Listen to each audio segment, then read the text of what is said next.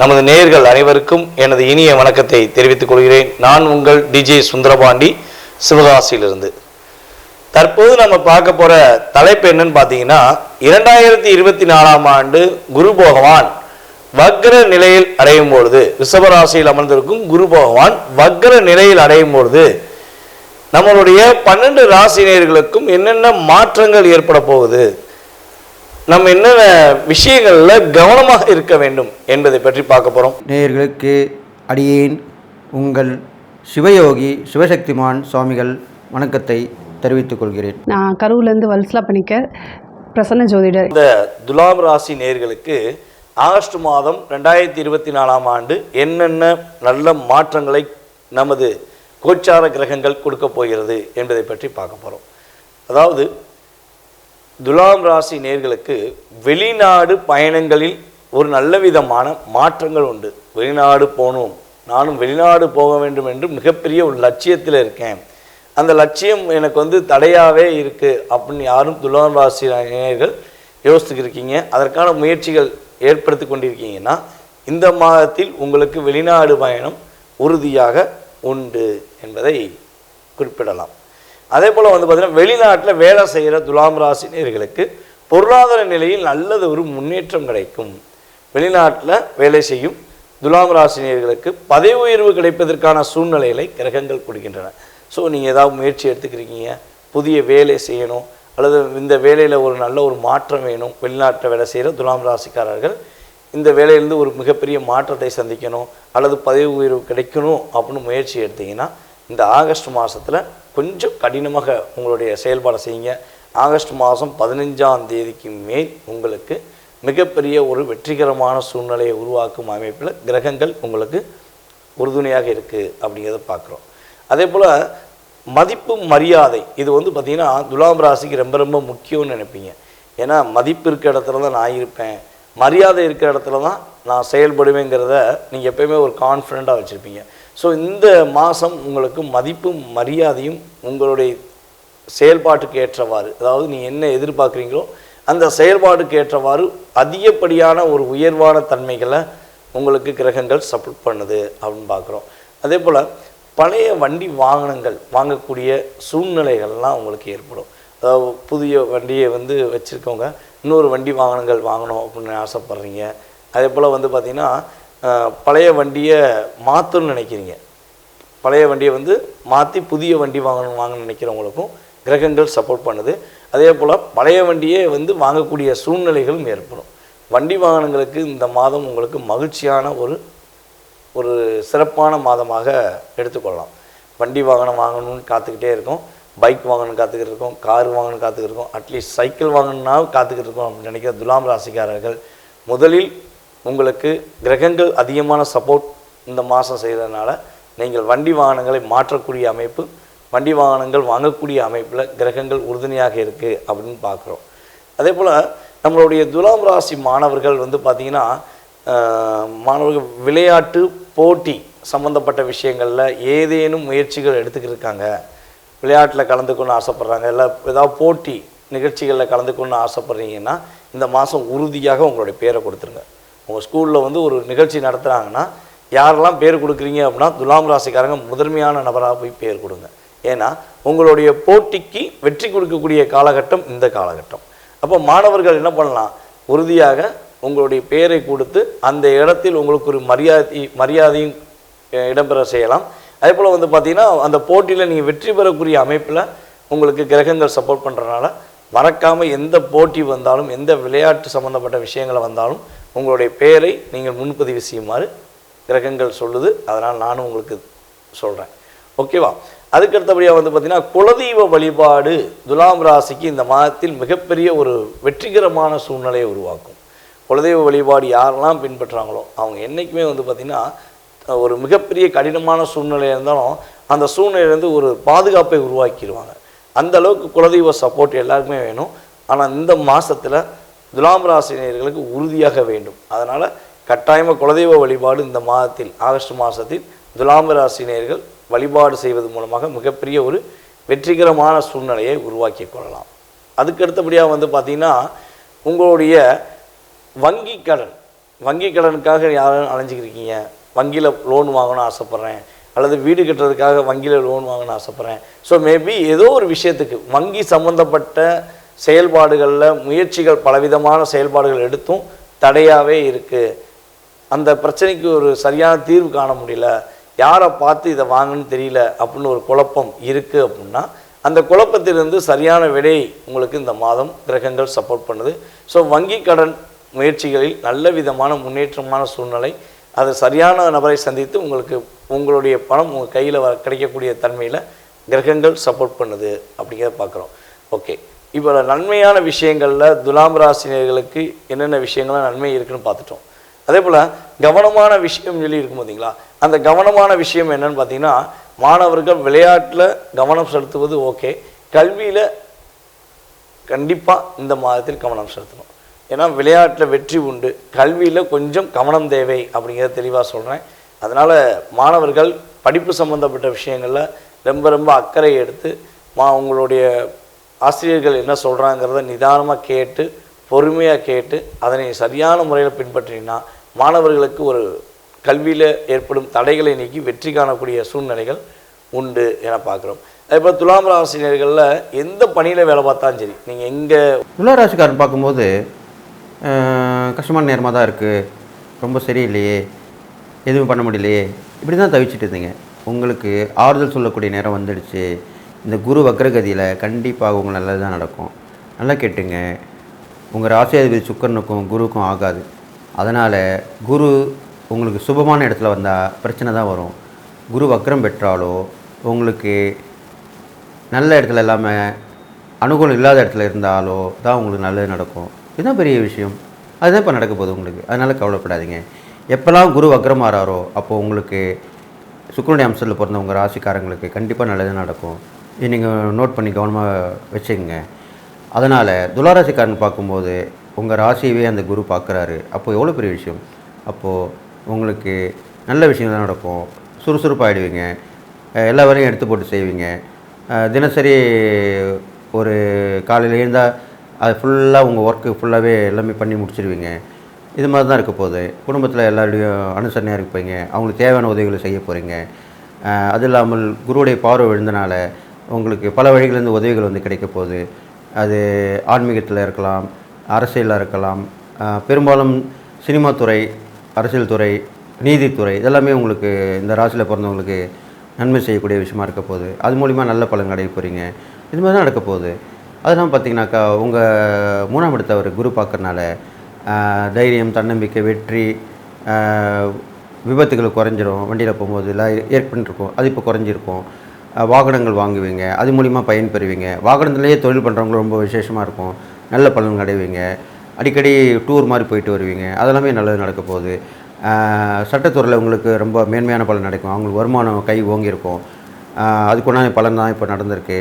இதனால் வரைக்கும் தடங்களாக இருந்திருக்கலாம், இனிமேல் வந்து சீக்கிரமாக முடிக்கும். உங்கள்கிட்ட வந்த கேஸ்லாம் சீக்கிரத்தில் முடிச்சு கொடுத்துருவீங்க, கையில் காசும் பார்த்துருவீங்க. இது மாதிரி தான் நடக்க போகுது. அது இல்லாமல் உங்களுக்கு இந்த சந்தேகங்கள்லாம் விலகி அதுக்குண்டான பதில்கள் கிடைக்க போகுது. எல்லாத்துலேயும் ஒரு ஏக்கமாக இருந்திருப்பீங்க, அதெல்லாமே போயிட்டு அந்த ஏக்கம், துக்கம், சோகம் எல்லாமே மறைஞ்சிட போகுது. அதுக்கு சந்தோஷம், மகிழ்ச்சி, கொண்டாட்டம், ஆட்டம், பாட்டம் இப்படி தான் வரப்போகுது உங்கள் வாழ்க்கை. இந்த காலகட்டங்கள் நல்லா இருக்க போகுது. நிறைய சுபகாரிய முயற்சியெல்லாம் பலிதமாகும். நிறைய இடத்துல உங்கள் பேர் பிரபலமாகும். இது மாதிரிலாம் பண்ண போகிறீங்க, ஜெயிக்க போகிறீங்க. இது மாதிரிலாம் சாதனை மேலே சாதனை பண்ண போகிறீங்க. உங்களுடைய மனைவி வழி உறவு நல்லா இருக்க போகுது, சீராக இருக்க போகுது. மனைவியோடைய கை ஓங்கியிருக்கும். இப்போ துளாராசிக்காரனுக்கு ஆனந்தம், மனைவியோட அனுசரணை கிடைக்கும். அவங்க வந்து திறம்பட இருப்பாங்க, திறமையோடு இருப்பாங்க. அவங்களால நல்லதாக நடக்க போகுது. இது மாதிரிலாம் விஷயங்கள் நடக்க போகுது உங்களுக்கு. அது இல்லாமல் உங்களுடைய 11ஆம் இடத்தை அவர் குரு பார்க்கறனால நல்ல லாபங்கள் கிடைக்க போகுது. பல வழியிலையும் அந்த லாபங்கள் பெருகி வரப்போகுது. பெரிய மனுஷனுடைய ஆதரவு கிடைக்கும். மூத்த சகோதரர் மூலிமா அண்ணன், அக்கா வழி உறவுலாம் உங்களுக்கு நிறைய உதவிகரமாக இருக்க போகிறாங்க. இது மாதிரிலாம் இந்த காலகட்டத்தில் நடக்க போகுது. இது இல்லாமல் துளாராசிக்காரங்களுக்கு ஒரு பெரிய புதையல் யோகம்னு சொல்லுவாங்க. அது எப்படின்னு கேட்டால், ஒரு பூர்வீக சொத்து ரொம்ப நாள் வராமல் வந்துருக்கும், அது வந்து சேரும். இல்லைன்னா உங்கள் நிலத்தில் போட்ட பயிரோ அது விளைச்சல் ஏற்பட்டு அது நல்ல அபரிதமாக லாபத்தை கொடுக்கும். இல்லைன்னா எதிர்பாராத உதவி நீங்கள் பண்ணியிருப்பீங்க யாருக்காது, அந்த உதவியை ரெட்டிப்பாக 2 மடங்கு அதிகமாக உங்களுக்கு வந்து சேரப்போகுது. இதெல்லாமே தான் புதையல் யோகம்னு சொல்லுவாங்க. புதையல் வாங்கினா பூமிகளில் இருக்கிற புதையல் எடுக்கிறதுலாம் இல்லை. அது மாதிரி ஒரு அதிர்ஷ்டத்தை தரக்கூடியதான் புதையல் யோகம்னு சொல்லப்பட்டிருக்கு. அந்த யோகம் இப்போ உங்களுக்கு வரப்போகுது. அதனால் பயன்பெற போகிறீங்க, நல்லா இருக்க போகிறீங்க, சந்தோஷமாக இருக்க போகிறீங்க, எல்லாரோடையும் கலகலப்பாக இருக்க போகிறீங்க. என்ன இப்படி இருந்தேன் இப்போ நல்லா ஆகிட்டியா அப்படின்னு கேட்பாங்க. எனக்கு நல்ல நேரம் வந்துடுச்சு, அதான் நல்லா இருக்கேன் அப்படி தான் சொல்ல போகிறீங்க நீங்கள். அதனால் துளாராசிக்காரங்களுக்கு குரு வக்ரகதியாக இருக்கும்போது ரொம்ப விசேஷமான பலன் தான் கொடுப்பாரு. அவருடைய பார்வை பலன், செயற்கை பலன், எல்லாமே ஆதிபத்திய பலன் எல்லாமே நல்லது தான் நடக்க போகுது உங்களுக்கு. அதனால் இறை பரிகாரம் பார்க்கும்போது நீங்கள் உங்கள் ராசியாதிபதி சுக்கரனுடைய அம்சமான மகாலட்சுமி வழிபடலாம். அஷ்டலட்சுமி கோயில் போயிட்டு வாங்க. ஒவ்வொரு நாளைக்கு ஒரு லட்சுமி வழிபடுங்க. அஷ்டலட்சுமி படம் வாங்கி வீட்டில் வச்சு இப்போ சந்தோஷமாக பூஜை பண்ணிட்டு வாங்க. குபேரனை வழிபட்டு வாங்க. லக்ஷ்மி குபேரன் கோயில் போயிட்டு வாங்க. புதன்கிழமை குபேரன் கோயிலும், வெள்ளிக்கிழமை லக்ஷ்மி கோயிலுக்கும் போயிட்டு வாங்க. இது வந்து தொடர்ந்து பண்ணிட்டு வாங்க, நல்லது நடக்கும்.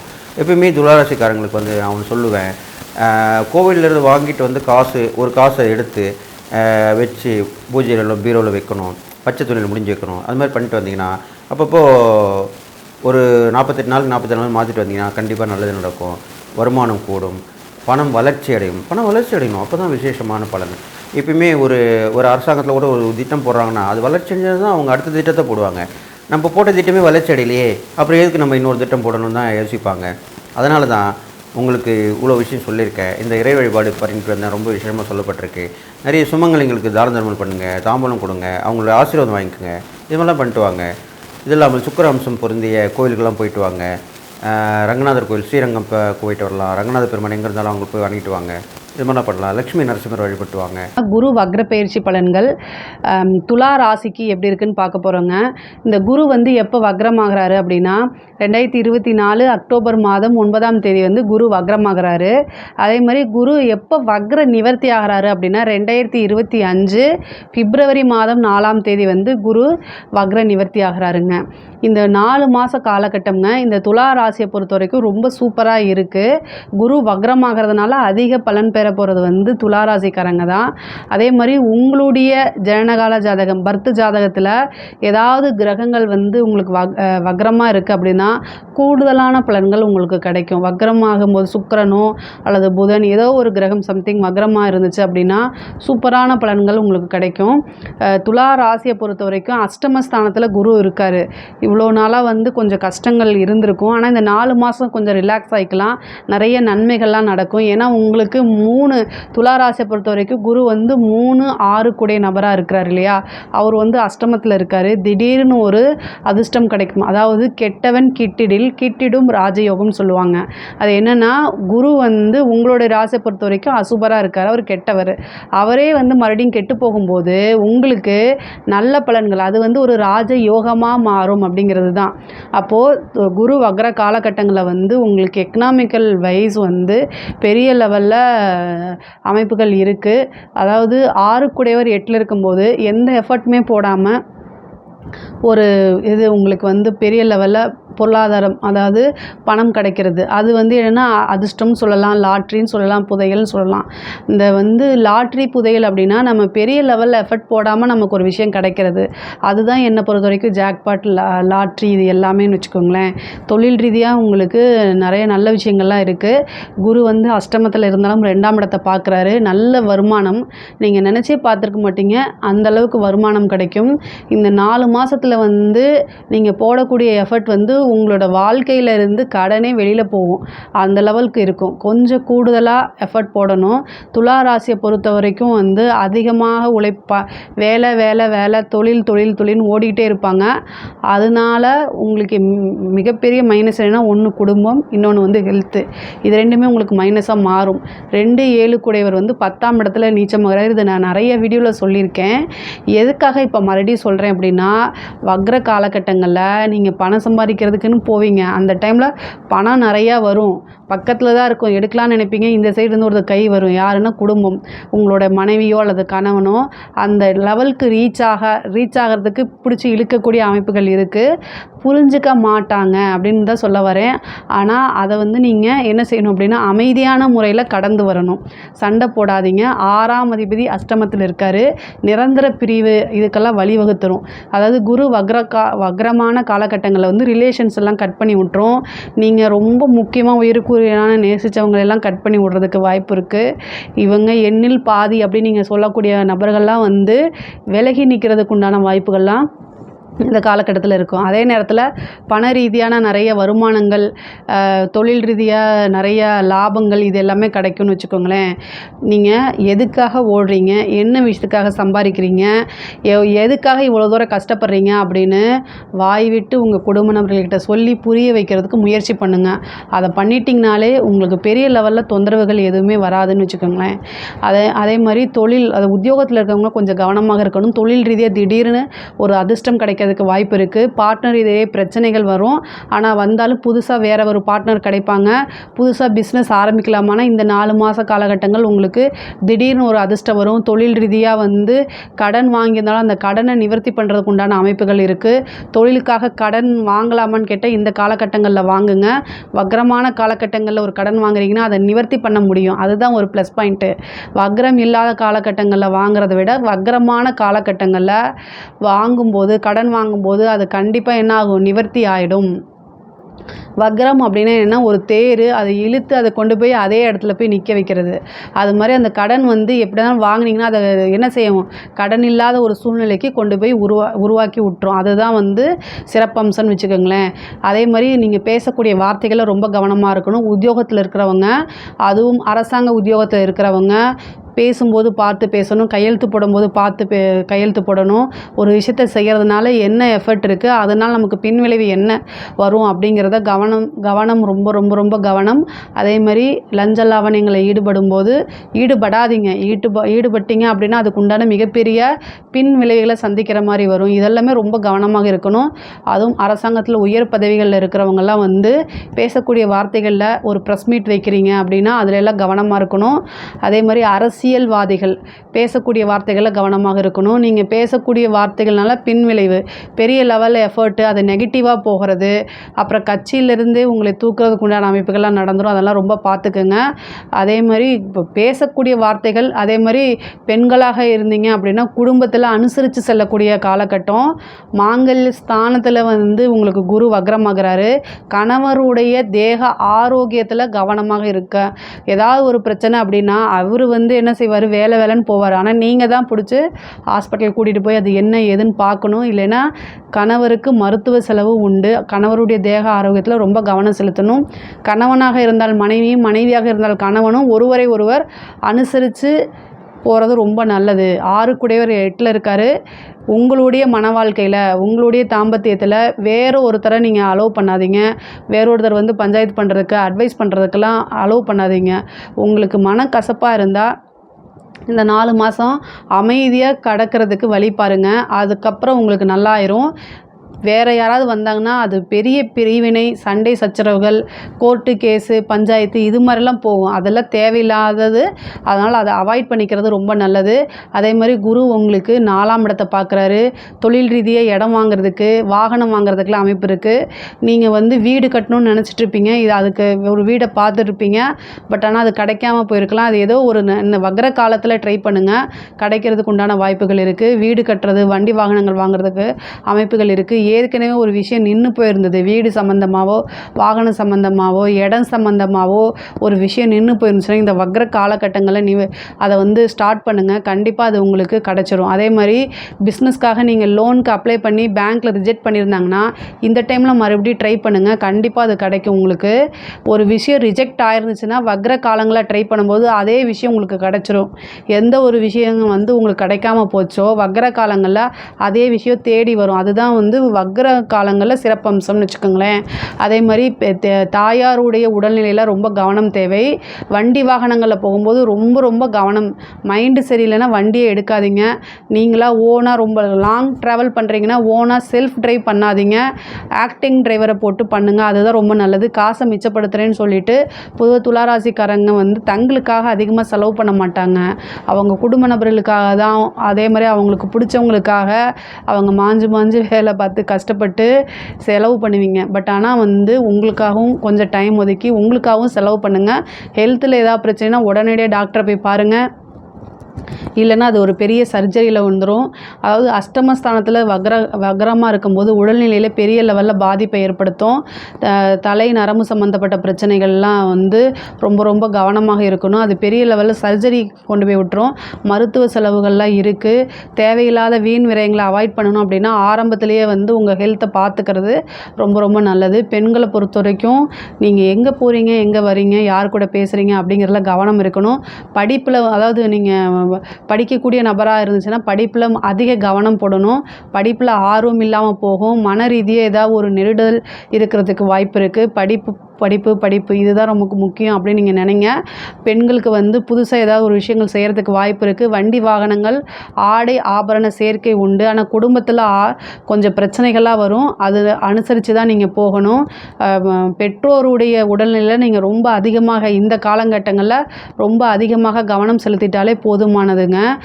பொதுவாக சோஷியல் மீடியாவில் இந்த காலகட்டங்களில் தெரியாத நபர்கள் கூட பேசாதீங்க. 8ஆம் இடம்ங்கிறது அவமான ஸ்தானம். ஸோ ஆணாக இருந்தாலும் சரி, பெண்ணாக இருந்தாலும் சரி, அதுவும் நீங்கள் தெரியாத நபர்களோட பர்சனலாக சேட் பண்ணுறதை அவாய்ட் பண்ணிடுங்க. இல்லைனா அது உங்களோட பேருக்கு களங்கம் விளைவிக்கிறதா வந்துடும். செய்யக்கூடிய ஒவ்வொரு செயலையும் நிறுத்தி நிதானமாக செய்யுங்க. எக்கனாமிக்கல் ரீதியாக நல்ல விஷயங்களை கொடுப்பாரு, பணம்லாம் வரும். அதே நேரத்தில் பேருங்கிறது ரொம்ப முக்கியமானது. அதனால் அது கெட்டு போகிறதுக்கு அல்லது ஹெல்த் சம்மந்தப்பட்ட விஷயங்களில் வந்து ரொம்ப டேஞ்சர் பண்ணி விட்டுரும். அதனால் அதில் கவனம் செலுத்துங்க. துலா ராசியை பொறுத்த வரைக்கும் குருவுடைய வக்ரம் வந்து உங்களுக்கு நிறைய நன்மைகளெல்லாம் செய்ய போகுது. இதில் ஏதாவது சந்தேகங்கள் இருக்குது அப்படின்னா கமெண்ட்ஸில் கேளுங்க. கண்டிப்பாக நான் ஆன்சர் பண்ணுறேன். நம்மளுடைய சேனலை லைக் பண்ணுங்கள், ஷேர் பண்ணுங்கள், சப்ஸ்கிரைப் பண்ணுங்கள். நன்றி, வணக்கம்.